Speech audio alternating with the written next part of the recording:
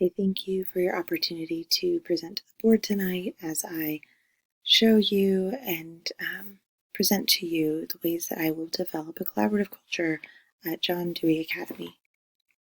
Some of those goals that I'll start with are to build an effective professional learning communities throughout the building, empower teacher-led professional development, be visible and provide feedback and validation to teachers on a regular basis.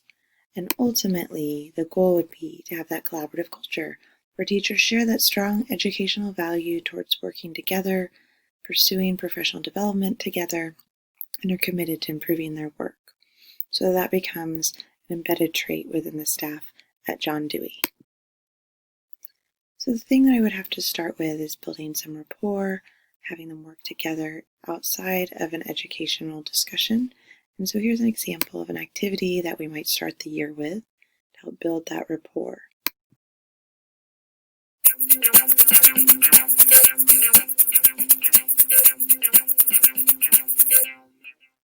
This exercise, its history, I learned a couple of years ago, was in a big field, 120 principals from around the world. They were part of a thing called the Harvard University Leadership Institute.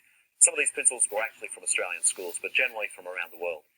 120 of them formed a circle by holding hands, first of all. So, form hands in this position. And imagine 120 of them, big field. So at this point, you probably recognize the category you're in. Is that you're either feeling comfortable because of the way your hand is oriented, or you're not. Try it the other way, so your palm faces the other direction. See, because what you've discovered is the stereotypical way of doing it. Stereotypically, men tend to be takers, which means, like Jamie's left hand, his palm is facing backwards. That is stereotypically the men's position. Alternatively, like my right hand, I'm now in the lady's position, where I'm a giver. My palm is facing forward. So now you know which way works for you or not. So it's difficult for me because I'm between two guys. As we're going to find out which way we're going to do this, but I'll go this way. Is that good for you? Okay. Great. All right, regardless of what the situation is. Now, I'm going to give you a couple of things to do. First of all, it's only going to involve jumping. And you're going to jump to your left. So you either jump to your left, or you jump to your right. You'll jump in, or you'll jump out. There's only 4 things that I invite you as a group to do whilst you're holding hands. But in fact, there's just 2 things. And that is, I want you to say what I say and to do what I say. Say what I say and do what I say. For example, jump left. Jump left. Good start. Okay. Jump left. Jump out. Jump in. Jump right. Jump left. Jump in. Jump out. Jump out. All right, okay. We can do this for a second. That's the first round. Let's move on to the next round. Now. So by doing an activity similar to that, it will break some of the tensions and allow them opportunities to work together in a collaborative way that is not related to school as we begin the year. The next puzzle piece is to build those routines and processes. So our faculty meetings will be discussions and roundtables. All nuts and bolts will be via email or video. PLC time will exist 2 hours a week, so I'll work within the schedule and build that time in. Data would lead our discussions, so that will take some training and professional development to get them to rely upon the data, but that would be the ultimate goal. Norms would also include that there's solution-oriented approaches to our discussions, and that ultimately all staff is sharing the responsibility of all of our students. As we move to that next puzzle piece, we'd have a collaborative goal-setting opportunity. So teachers will go through a process to set building goals with the guidance of administration and building leaders. So allowing that ownership and buy-in to take place by allowing our staff to create the goals in which they're working towards. I'd be sure to include recognition throughout the year, prioritizing that recognition of staff for collaborative strengths, instructional strengths, and publicly recognizing through awards and staff highlights.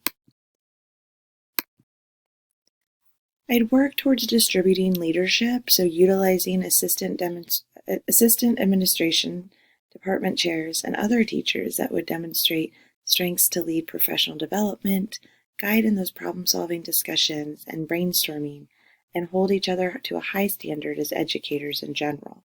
So looking for those leaders as I start my year and looking for those people that can share the leadership opportunities. Here's one of the reasons that I feel like this would be such a strong and positive move in John Dewey to have that teacher collaboration and collaborative environment start to build. When we work together, we are able to create something great for our students. That collaboration creates an amazing school environment.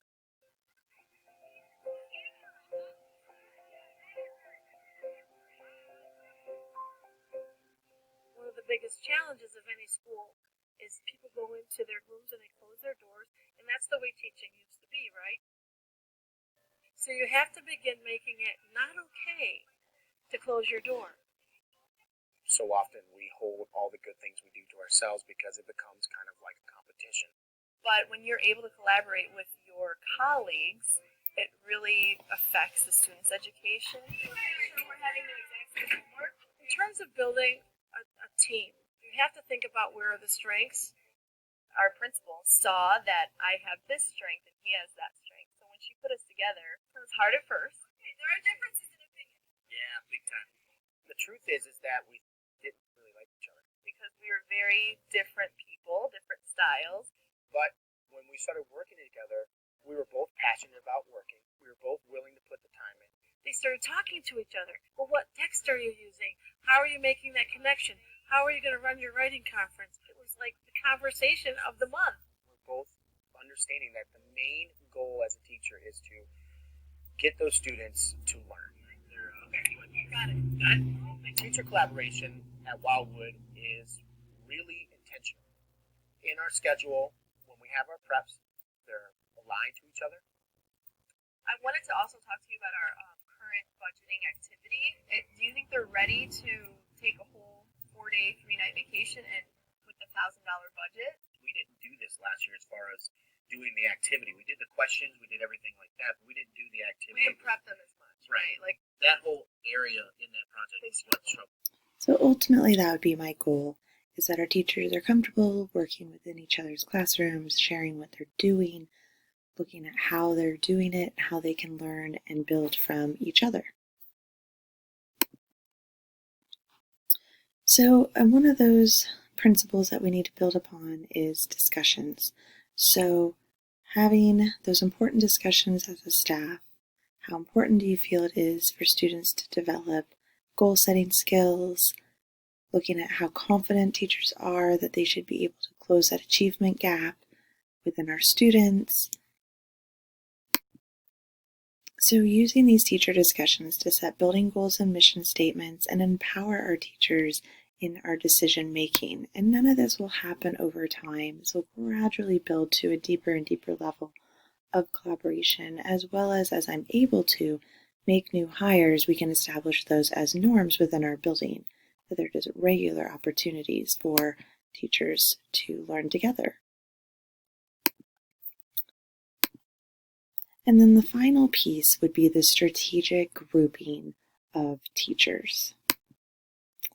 So I would allow them to choose a passion project as teachers or a passion topic. So teachers with similar passions in education will be provided that time to plan and dialogue across the curriculum teams. I would build a building leadership team that represents each department. So each department would select a representative to attend these building leadership meetings. And then in these meetings, I'll take some of the issues and problems that need solving to the team, and we'll together create structure and solutions for our building. Professional learning communities will be a huge part of moving towards that collaborative environment. This is an ongoing process where educators work collaboratively in reoccurring cycles of collective inquiry and action, research to achieve better results for the students that they serve. They'll look at 4 questions every time they meet and look at common data. What are they teaching? How do they know if students know it? What are they doing if students don't know it? And what are they doing if students already know it? And this will help keep their discussions on an academic purpose. Strategic teaming I'm going to look at and talk to the rest of the administrative team and look at who are our strong leaders, who are teachers that might need to be lifted up a little more, strategically teaming them for our back to school activities and some discussions so that we balance out the positive and negative influences within our building and we allow those positive role models to be lifted up into those leadership opportunities and pull some of our more negative thinkers along in that journey. I look forward to working together with you, the board, and the district as I make these positive movements in the building at John Dewey, and I thank you for your opportunity to share this information and my goals with you tonight.